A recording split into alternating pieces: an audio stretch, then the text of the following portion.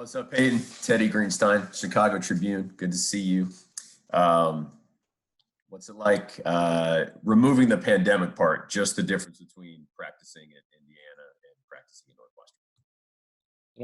There's not a whole lot of difference. You know, the one thing that I'll take away and that I noticed when on my spring trip is that there's a lot more chirping. There's a lot more competition that goes on.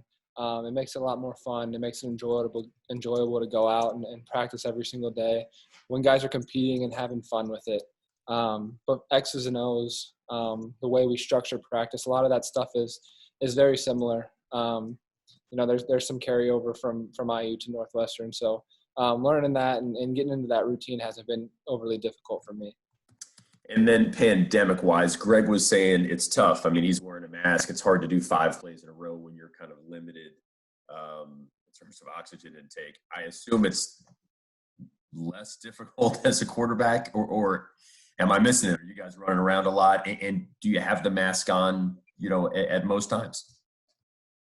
Yeah, we have a little film that covers our mouth, and obviously it's a lot less demanding at my position. I don't run around and do all those things as much. But mentally, I think it's a little bit harder as a quarterback because we're not going against our defense as much as we would like to. So kind of identifying defenses and pressures and doing all those kinds of things. That's where our sense of urgency and focus in the film room has to be paramount and has to be really, really good because we're not getting all those reps that we would typically get during the fall camp. Thank you. Louis.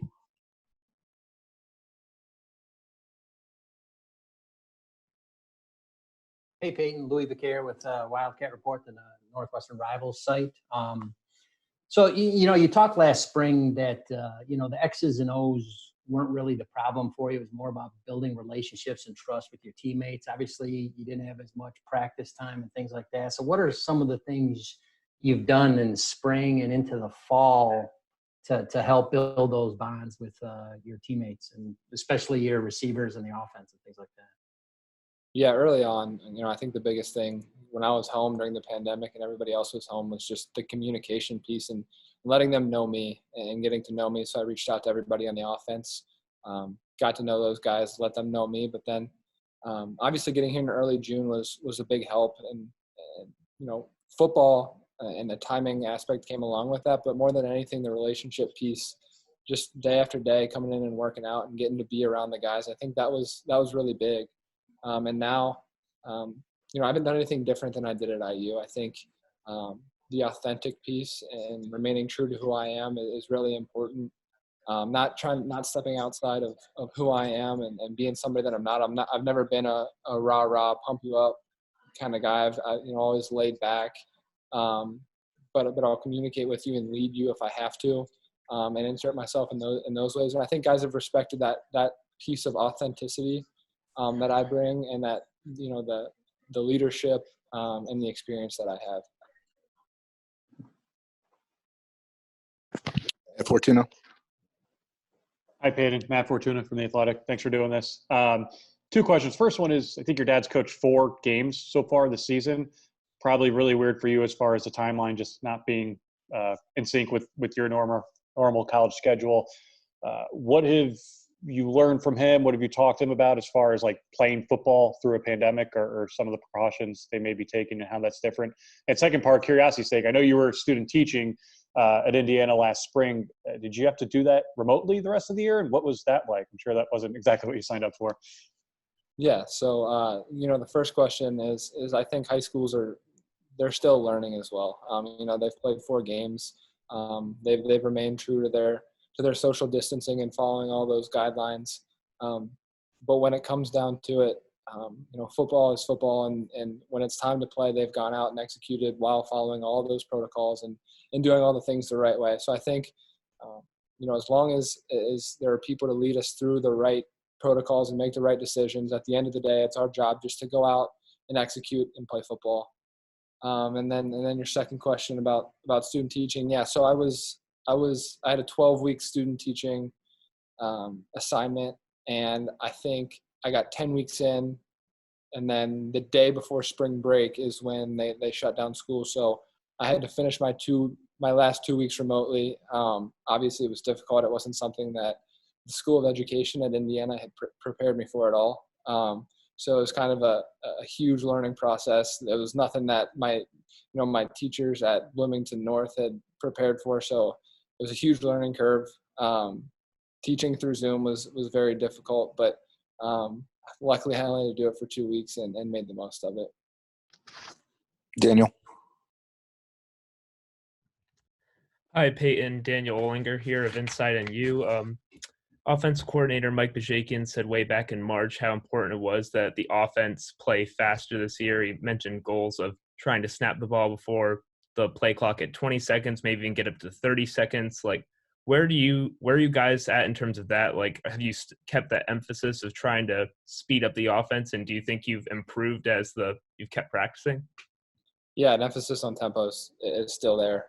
Every single day we have a tempo period on air. We're not going against anybody, but we're running plays and immediately sprinting to the ball, getting our eyes to the sideline, and running the next play. So tempo has continued to be an emphasis, will continue to be an emphasis, because it can really throw a defense off and cause a lot of different problems. So I think we have improved. Obviously, it's going to be a little bit different when we have the ability to go against our defense a little bit more. But it's continued to improve and get better for sure, yeah. Two more for Peyton. We'll start with Paul and then Jeff. Hey, Peyton, thanks for doing this. Paul and Banks, the Sports Bank. Just wanted to get your take so far on what are some of the differences in system, playbook, X's and O's adjustments from Indiana to Northwestern. Yeah, not a whole lot. A little more play action, a little bit more 12 personnel with 2 tight ends in the game. But other than that, football is football, and it's all about how formationally you can scheme teams. And for the most part, everybody has the same plays and runs the same routes. It's just a matter of how you game plan it and how you utilize those things. My former quarterback coach at Indiana was a GA under Coach Jake at Tennessee, so even some of the verbiage and some of the things that we say is very similar, and there's some carryover. So to answer your question, yeah, there's some subtle differences in personnel, but it's not too big of a difference other than just learning the words, learning the terms, and executing them. Cool, thanks. Jeff, go ahead. Hey, Peyton, Jeff Hirsch from Evanston now. Any thoughts on having another Cincinnati quarterback on the roster and Andrew Marty? Do you guys swap stories about Skyline Chili and Graders? Is it hard to compete against somebody like that? I don't think you guys played against each other in the past, but how's that working out? Yeah, it's awesome. The more Cincinnati guys, the better. Blue collar, Skyline Chili. You hit the nail on the head with that. But no, we never played against each other. Always knew who he was growing up.